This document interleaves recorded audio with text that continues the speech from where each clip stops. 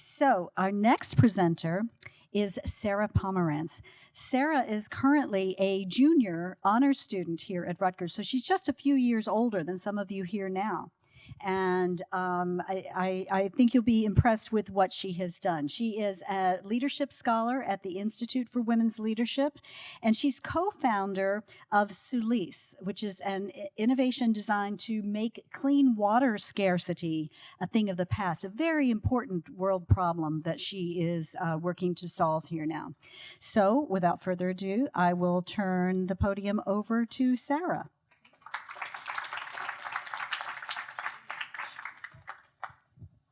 So, like the lovely introduction said, my name is Sara Pomerance, and I am a junior here at Rutgers University.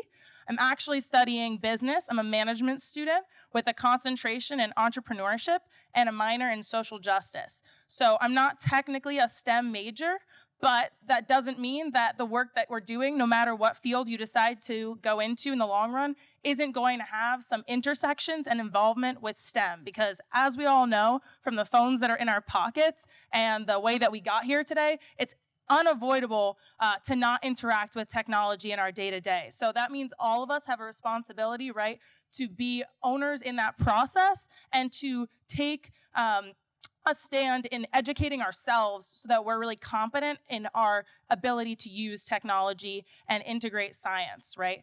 So on the screen you're seeing today, it's a picture of me with two of my co-founders of Sulis. So Sulis is a startup that I co-founded here at Rutgers. And over this past summer, we actually traveled to India in order to pilot the technology with families to see exactly their challenges in water scarcity. But I'm going to give you a little bit of an overview of the problem that we're trying to tackle, and then a little bit of an evolution of how we got from that initial phase of realizing that this was an issue to where we are today. So this is Daksha. We met her in the rural countryside of Gujarat, India.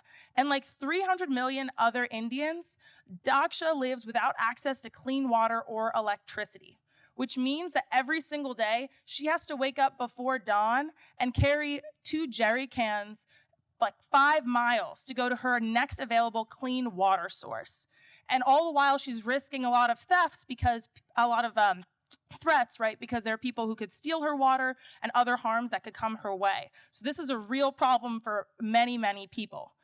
Over 2 billion people worldwide do not have access to clean water. And the lack of access to clean water means that a lot of the time that burden falls on women. It's women who are having to collect the water. It's women who don't have time to go to school because they have to be cleaning this water. And it's having real impacts on people's health, right? There are the short-term effects that people have, like maybe diarrhea or skin rashes, but then there's also long-term effects, like liver disease. So this is a really, really serious problem. But as I'm sure most of you know, I mean, how many of us have drank water today? By show of hands. Pretty popular drink. Yeah, we like water. Water's great. And there are a lot of solutions out there because a lot of bright minds like yourselves have already tried to come up with ways to address issues that Daksha experiences and millions of other people like Daksha. But the problem that we found is that a lot of these solutions aren't really meeting the needs of these families.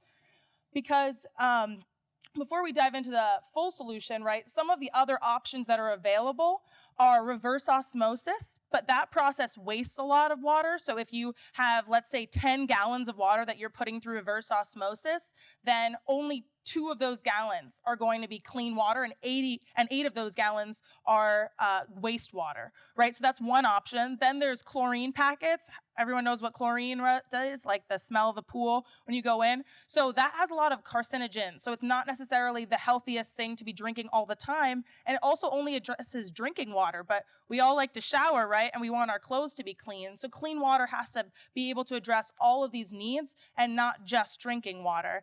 And then lastly, like we see this woman in the image doing, a lot of people in parts of the world depend on boiling their water. But that's ineffective. You can't necessarily know just by looking at the water whether it's killed all the bacteria and pathogens that are lurking in it. So it's not the best solution available. And like a lot of the issues we're talking about in STEM in general, it's not that there aren't existing solutions, but maybe, just maybe, you know a better solution than the one that currently exists, right? So it's not always about making those breakthrough discoveries. A lot of the time, it's just about saying, well, this kind of works for now, but can we make it better, and how can we make it better? So this is the solution that we developed. It's called Sulis. The original name is an acronym. It stands for Solar Ultraviolet Light-Induced Sterilization. Try saying that 5 times fast. You're not going to. So we call it Sulis. It also has some other meanings. It was Sulis Minerva was a Britannic Romantic. It has some cultural meanings, but it's a sun god. So it has, and Su in Hindi means good. And it also has water meanings. So it has all of these aspects that were really important, because if we're going to try to target families like Daksha, we want to make sure that our product is something that they're able to take ownership of. And part of that means that they have to be able to pronounce the technology itself. So this is a solution that we came up with. It's a plastic container. It's really easy to use. But we didn't really start there. This actually was the first prototype that my team developed for the technology. So as you can see, there's elements to it that we got rid of. We got rid of the external dish around it, which originally we thought the way that the technology works is people put water in the plastic container, and then you attach the lid. Sun interacts with the metal component in the center, and that was really the technology that we developed, was the photocatalyst in the center. And then it produces enzymes and free radicals that kill the bacteria and pathogens that are lurking in the water. Originally, our thought was, well, if we can retract the sunlight so that it's more concentrated into the container, then we'll be able to clean the water faster, right? That makes sense. But it was just the opposite. And we only knew that because we did the research in the lab. My teammates and I decided that we were going to test out a bunch of different models using this. And we found time and time again that without the dish, it was actually much more effective. So that's a real key component of STEM, as we're all aware, right? The scientific method and experiment. We can't assume necessarily that our assumptions are going to be the final product. But by taking the first step and saying, let's just try it out, then we can find out in the long term what the right solution is. So this is kind of how a demonstration of how it works, right? So you pour in the dirty water and you attach the lid with the photocatalyst. Then sun interacts with the water, and magic, it's clean. So this is our prototype right now, and we're trying to scale it up. The product capacity ideally is 20 liters, because that is the average amount of water that somebody needs for all of their water uses in one day.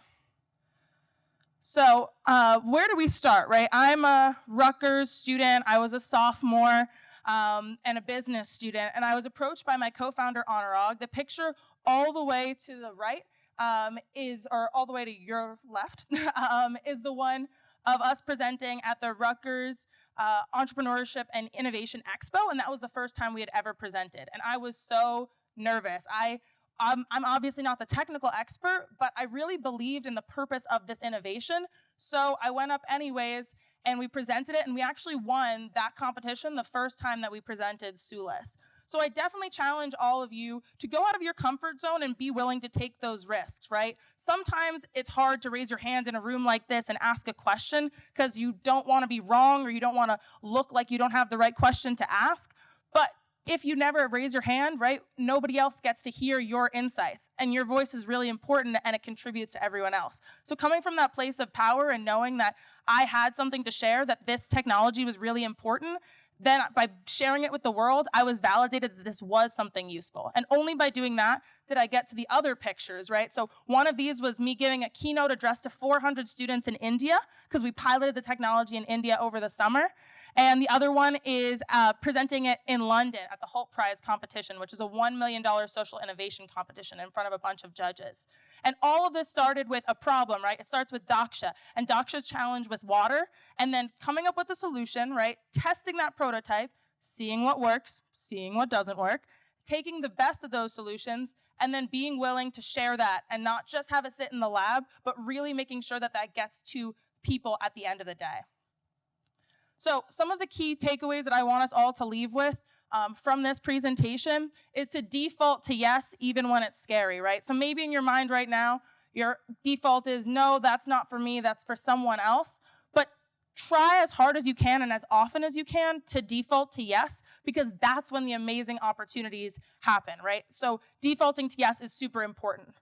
Also, humanity is so core to STEM and to why STEM 2D, right? So many people say, well, humanity is on one side, or the humanities are on one side, and STEM is on the other side. But I think that is a completely false notion, right? People are at the core of innovations and solutions, and we're doing nothing if not innovating for those people. So if you care about people, if you care about people like Daksha, then know that you can use STEM as a tool to solve Daksha's challenges. And also, there's no singular STEM persona, right? If somebody came up to me and said, well, are you, you're not studying STEM, right? So what are you doing at an event like this? There isn't one notion. I think we have to get rid of this concept of like, what do you imagine when you see someone who is a STEM person, right? You're that person. You make yourself that person because you say, this is what I care about. You care about Daksha, and you care about solving problems. So never be afraid to own the STEMinist tote bag and wear it with pride, because we're all STEMinists. And thank you so much.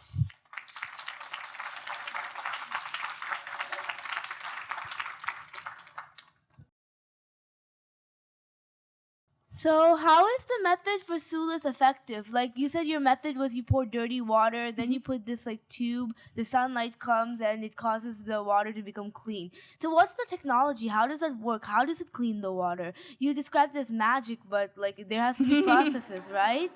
Yeah, that's the business person to me. It's magic. But from a chemical standpoint, it is a chemical reaction that's happening with an oxidized layer on the metal itself in the center, and that oxidized layer that we apply to the metal, when it interacts with sunlight, it's producing free radicals that can then go, and in the water there are bacteria and pathogens lurking, and even some organic compounds, and it interacts and is able to basically disarm those. So it's no longer causing harm to humans, and that makes the water safe to drink and use for all other purposes. Over there. Everywhere. Amazing. So how long exactly did it take for you guys to come up with that model? Like how many did you go through and how many did you have to test out?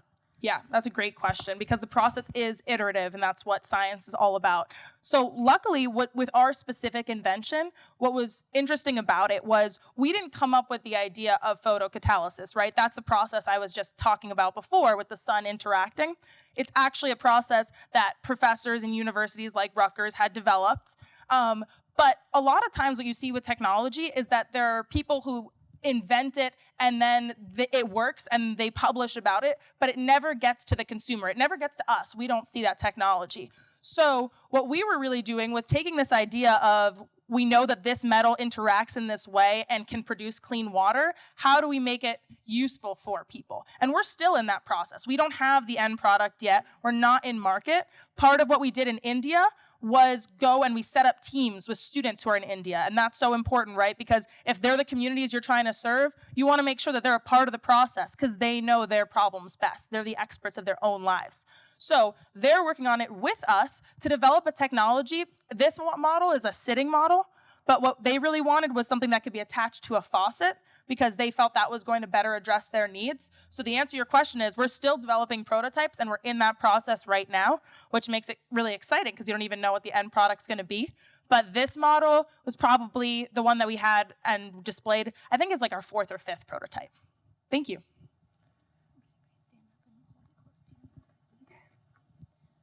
So you said that the sun helps like process the clean water. Yeah. So have you ever thought about using something that doesn't need solar energy? Yes, that's a great question. And that's exactly one of the points that the team in India brought up to us was if we attach LED lights or something like that, will that make the machine work faster? And most of the research has shown that it would. So then the question becomes, okay, we know this can make the product better, but what is it going to do to the cost of the product, right? And what is it going to mean about how replaceable the product is, right? So you kind of have to think about all these factors. So maybe we make a later generation of the product that works as best as humanly possible, but we also have to account for some of the challenges that these people are facing, which is they don't want to keep buying LED lights, or they don't want to have to keep depending on that, and they can't necessarily afford to pay for the increase in price. So you have to also keep in mind the whole picture and look at it from a holistic approach. But absolutely, that is a huge, huge benefit to the advance of the product. Yeah, so it'd be lights that you could just attach to the inside that wouldn't need, it wouldn't be like connected to electricity. It'd be like battery operated, but that's the replacement challenge. Yeah. One very last quick question, and then we're gonna. You can of course ask me questions afterwards. I will be around. So you said that you mainly majored in economics and the financial side. So how did you get the chemical background to work for this technology? Was it like your co-founders or was it your own background? Yeah, so I'm still in college right now. I'm majoring in management as we speak. I'm missing class, but this is more important. And it was about my co-founders predominantly. And I think that is like, yes, there's something to be taken from the fact that we need to work in teams and know our own strengths, but would I have loved to have been on a team where it was 3 female scientists? Probably, yeah. I think there were a lot of aspects of that that would have added insights that they weren't necessarily considering, especially because it's women who are using the technology. So it was myself and then a chemistry student, industrial engineering student, and as well as a cell bioneuroscience student. But you know, you guys all come to Rutgers and then work with me, and then you'll be the scientists, and we'll make something great happen. Thank you so much.